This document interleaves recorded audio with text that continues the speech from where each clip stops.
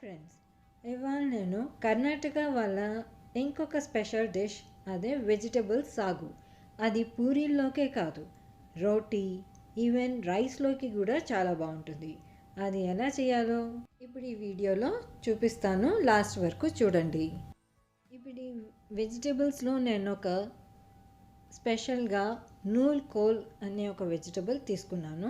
దీన్ని 1 ఇంచ్ సైజులో కట్ చేశాను.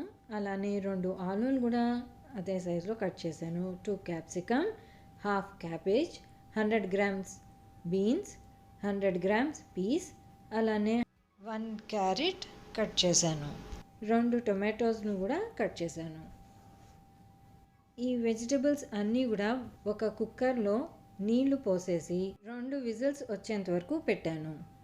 ఆ టైంలో మిక్సీ జార్ తీసుకొని 3 టేబుల్ స్పూన్ పుట్నాల పప్పు, కొత్తిమీర, 15 పచ్చిమిరపకాయలు, 2 ఇంచెస్ అల్లము, 1 టేబుల్ స్పూన్ జీలకర్ర, 4 ఇంచెస్ దాల్చిన చెక్క, 3 లవంగాలు, అలానే హాఫ్ కప్ తురిమిన కొబ్బరి, ఇవన్నీ కూడా వేసేసి గ్రైండ్ చేసేసి మంచి పేస్ట్ చేశాను.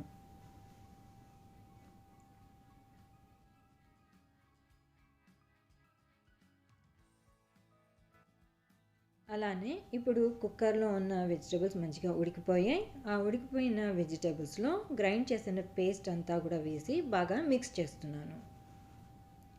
ఆ పైన ఉప్పు, పసుపు కూడా వేసి మళ్ళీ మిక్స్ చేస్తున్నా.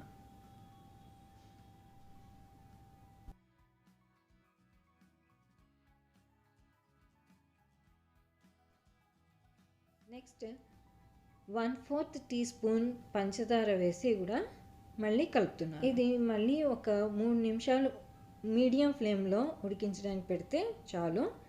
ఆ పైన కరివేపాకు.